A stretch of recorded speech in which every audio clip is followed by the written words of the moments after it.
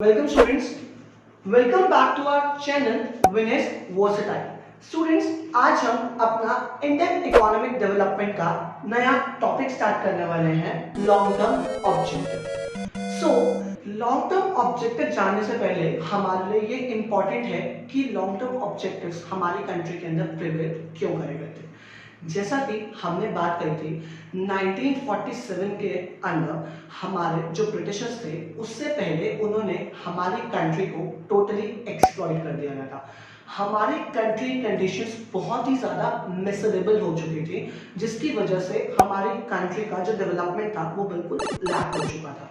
So after independence हमारी Indian government जब हमारी पावर के अंदर आई थी, उन्होंने क्या करा था, हमारी कंट्री के अंदर प्लानिंग कमीशन सेटअप करी थी और प्लानिंग कमीशन ने हमारा ये लॉन्ग टर्म ऑब्जेक्टिव्स के ऊपर वर्क करा था। सो अगर हम बात करें हमारे लॉन्ग टर्म ऑब्जेक्टिव्स की, तो सिंपल सा मीनिंग होता है हमारा लॉन्ग टर्म ऑब्जेक्टिव का, और हमारा वो मीनिंग क्या होता है। लॉन्ग टर्म ऑब्जेक्टिव्स हमारे वो ऑब्जेक्टिव्स में जो हमारे रेपिटेटिव एंड रिकरिंग नेचर होते हैं।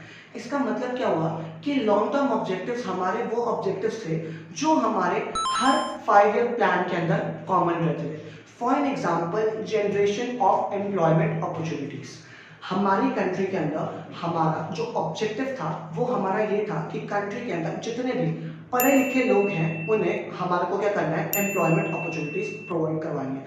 तो जितने भी हमारे 5 ईयर प्लान हुए 1951 से लेकर 1956 तक, 1956 से लेकर 1961 तक, तो ये जो कॉमन 5 ईयर प्लान था ये हमारा हर 5 ईयर प्लान के अंदर कॉमन था। तो सिंपल सा लॉन्ग टर्म ऑब्जेक्टिव का मीनिंग क्या हुआ कि लॉन्ग टर्म ऑब्जेक्टिव्स हमारे वो ऑब्जेक्टिव्स होते हैं जो हमारे कॉमन रहते हैं हर 5 ईयर प्लान के अंदर।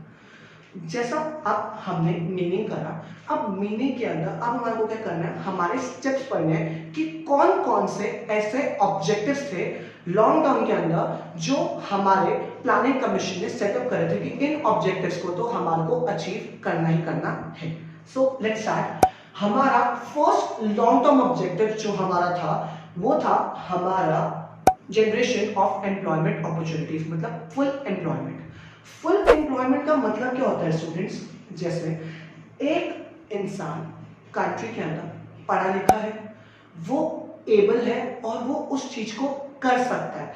अगर उसको जॉब नहीं मिलती तो वो अनएम्प्लॉयमेंट के अंदर आ जाता है। सो हमारा जो फर्स्ट एंड फॉरमोस्ट ऑब्जेक्टिव था हमारा उसके अंदर, वो हमारा ये था कि कंट्री के अंदर जितने भी पढ़े लिखे लोग हैं, जितने भी एबल हैं, जितने भी विलिंग हैं, उनको हमारे को जॉब प्रोवाइड करवानी है। तो ये हमारा फर्स्ट एंड फॉरमोस्ट ऑब्जेक्टिव था। फॉर एग्जांपल, मैं एबल हूं और मेरे अंदर विल है, मैं केपेबल हूं कि मेरे को 50,000 रुपीज की जॉब मिलनी चाहिए।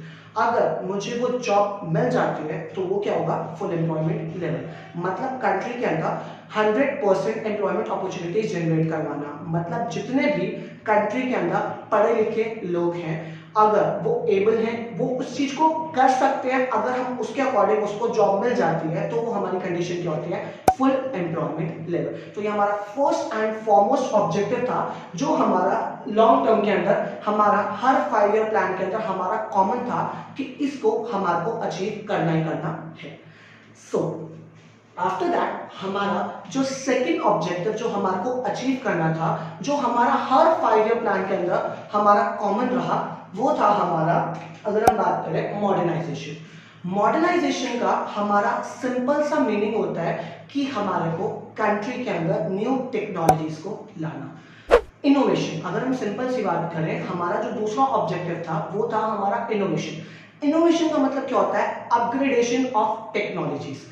जितनी ज्यादा आप कंट्री के अंदर न्यू टेक्नोलॉजीज लाओगे उतना ही ज्यादा हमारा कंट्री का डेवलपमेंट होगा। आज आपने देखा होगा हमारी कंट्री के अंदर इतनी टेक्नोलॉजीज आ चुकी हैं कि हम कंट्री के अंदर किसी भी गुड्स को इजीली प्रोड्यूस कर सकते हैं। तो अगर हम सिंपल सी बात करें, हमारा कंट्री का डेवलपमेंट जो होता है, एक कंट्री का डेवलपमेंट टोटली डिपेंडेंट होता है उसकी टेक्नोलॉजीज के ऊपर। तो प्लानिंग कमीशन का जो हमारा दूसरा ऑब्जेक्टिव था जो उनको अचीव करना था इन फ्यूचर के अंदर, वो हमारा क्या था कि उनको क्या करना है, कंट्री के अंदर नई से नई ज्यादा से ज्यादा टेक्नोलॉजीज को अपग्रेड करना है। ये ये ऑब्जेक्टिव हमारा ऐसा ऑब्जेक्टिव था जो हमारा हर 5 ईयर प्लान के अंदर हमारा कॉमन रहा था।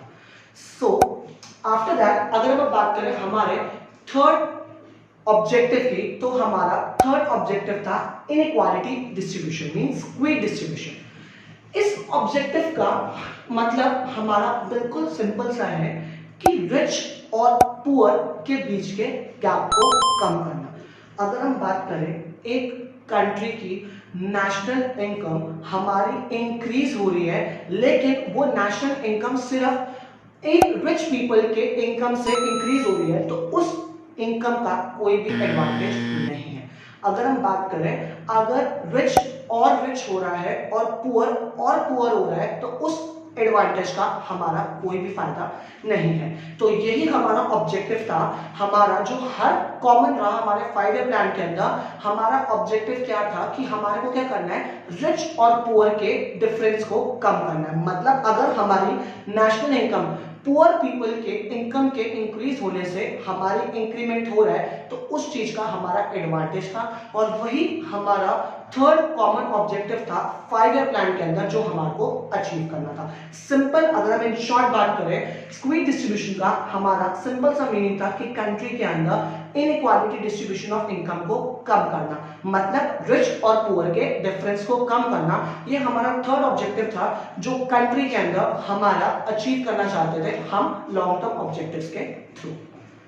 जैसा कि हमने अपने 3 ऑब्जेक्टिव्स पढ़े, अब हमारा जो है वो है हमारा लास्ट ऑब्जेक्टिव, और लास्ट ऑब्जेक्टिव है हमारा जीडीपी ग्रोथ। एक कंट्री का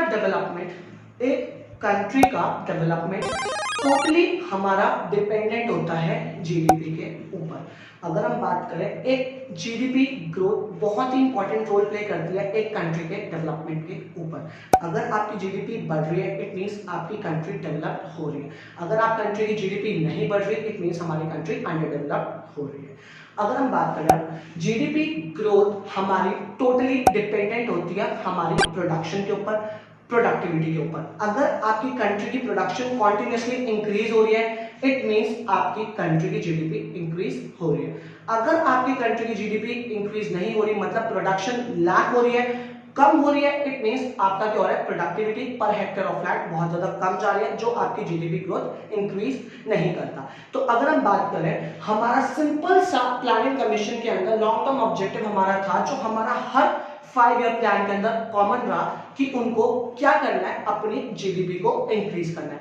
जीडीपी इंक्रीज करने का मतलब क्या हुआ कि हमारे को प्रोडक्शन इंक्रीज करना है। प्रोडक्शन जो है वो हमारी सिर्फ तब इंक्रीज हो सकती है जब हमारा एग्रीकल्चर सेक्टर का प्रॉपर डेवलपमेंट करा जाएगा, जब हमारा इंडस्ट्रियल सेक्टर का प्रॉपर डेवलपमेंट करा जाएगा। तो हमारा लॉन्ग टर्म ऑब्जेक्टिव के अंदर हमारा ये मोटिव था कि हमारे को अपने एग्रीकल्चर सेक्टर और अपने इंडस्ट्रियल सेक्टर को टोटली डेवलप करना है, जिससे हमारा क्या हो, हमारी प्रोडक्शन के अंदर इंक्रीमेंट हो।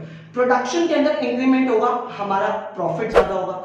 अगर हमारा प्रॉफिट ज्यादा होगा तो हमारी नॉर्मल सी बात है, हमारी इनकम भी ज्यादा होगी, और जब हमारी इनकम ज्यादा होगी उससे क्या होगा, हमारी जीडीपी इंक्रीज होगी। तो यही हमारा लास्ट ऑब्जेक्टिव था जो गवर्नमेंट का हमारा क्या था, कॉमन था हर 5 ईयर प्लान के अंदर कि उनको इस ऑब्जेक्टिव को तो अचीव करना ही करना है। तो ये हमारे 4 इंपॉर्टेंट ऑब्जेक्टिव थे जो हमारे लॉन्ग टर्म के अंदर हमारे कॉमन रहे थे हर 5 ईयर प्लान के अंदर कि इन प्लान्स को हमारे को अचीव करना ही करना है। सो स्टूडेंट्स, ये था हमारा लॉन्ग टर्म ऑब्जेक्टिव का टॉपिक। Thank you.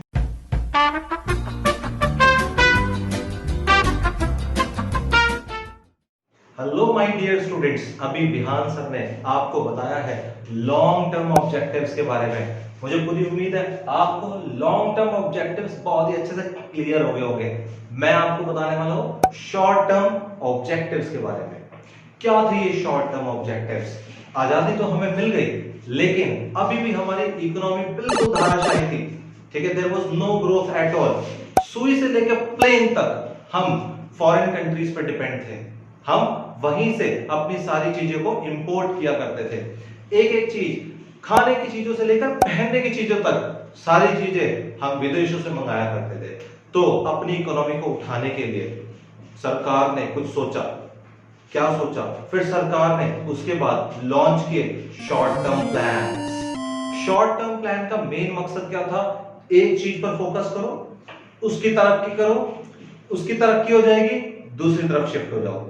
सबसे पहले थी severe shortage of food grains, खाने की भारी कमी। सरकार ने फर्स्ट 5 ईयर प्लान बनाया। प्लान शुरू हुआ 1951 से बनने, और पहला जो प्लान था उसका पूरा फोकस था फूड ग्रेन्स पर, यानी कि जो हमारे देश में अनाज चावल है उसका खूब दबाकर उत्पादन हो। भारत एक ग्राम प्रधान देश है, गांव वाला देश है, और हम खाने के आइटम्स के लिए विदेशों पर डिपेंड क्यों? इसलिए सरकार ने सोचा पूरा ध्यान हर व्यक्ति को कुछ ना कुछ उगाना है, भले ही अपने घर के पीछे उसका छोटा सा खेत है, उसे वहां भी प्रोडक्शन करनी है। जब ये काम कंप्लीट हो गया तो सरकार का ध्यान शिफ्ट हुआ इंडस्ट्री की तरफ, क्योंकि अभी बहुत ज्यादा अनएम्प्लॉयमेंट था देश में। अब उस अनएम्प्लॉयमेंट को किस तरह से रिकवर किया जाएगा, इसलिए सरकार ने क्या काम किया, अब इंडस्ट्री की तरफ पूरा ध्यान दिया। जितनी इंडस्ट्रीज लगेंगी लोगों को एम्प्लॉयमेंट मिलेगा, रोजगार मिलेगा, और लोग खूब फुर्ती से इंडस्ट्रीज में काम करने लगे। लेकिन कहीं ना कहीं अभी भी खाने पीने की चीजों के लिए हम सेल्फ सफिशिएंट नहीं थे। थर्ड 5 ईयर प्लान में दोबारा से ध्यान गया हमारा किस तरफ, फूड ग्रेन्स की तरफ, खाद्यान्न वाली चीजों की तरफ। सरकार ने कहा प्रोडक्शन होना चाहिए लार्ज स्केल पर ताकि हम सेल्फ सफिशिएंट बने।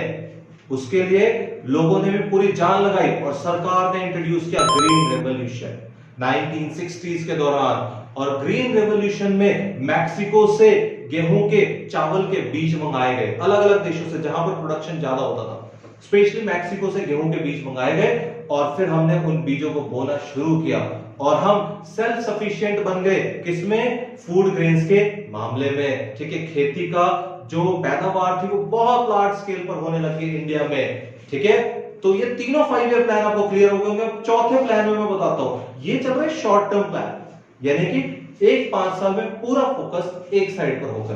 तो फोर्थ प्लान था हमारा किस तरफ, प्राइस स्टेबिलिटी की तरफ। एंड सरकार चाहती थी कि जो हमारे देश में मैन पावर है उसका पूरी यूटिलाइजेशन हो, full utilisation of manpower. हमारे देश के लोग खाली बैठे थे, निठल्ले बैठे थे, अरे काम करो, सब लग जाओ, तभी जीडीपी की ग्रोथ होगी देश की। तो ये था। अब आ जाते हैं फिफ्थ और सिक्स्थ प्लान की तरफ। फिफ्थ और सिक्स्थ प्लान का टारगेट क्या था?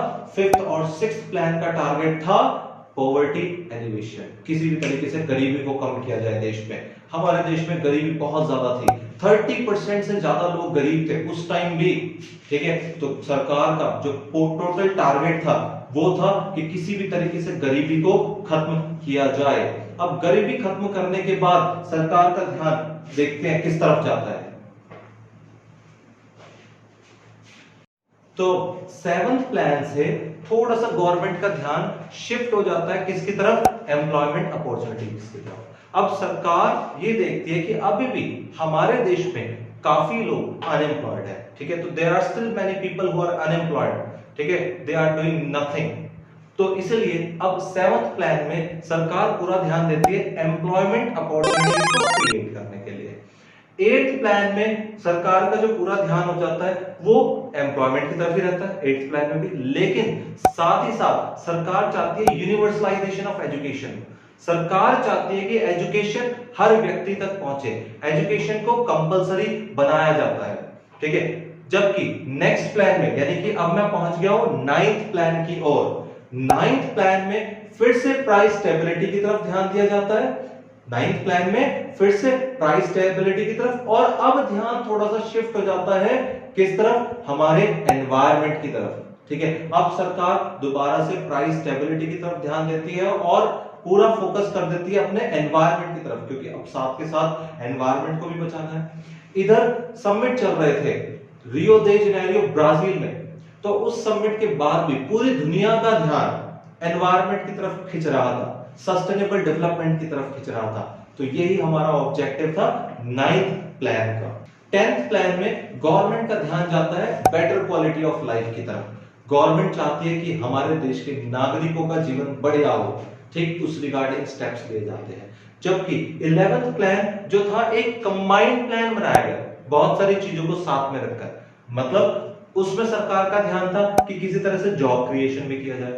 ठीक, जॉब क्रिएशन होगा तो पॉवर्टी अपने आप कम होगी, लेकिन साथ में सरकार का उद्देश्य था कि पॉवर्टी को भी कम किया जाए, जॉब्स को भी बढ़ाया जाए, साथ में एनवायरनमेंट का भी ध्यान रखा जाए।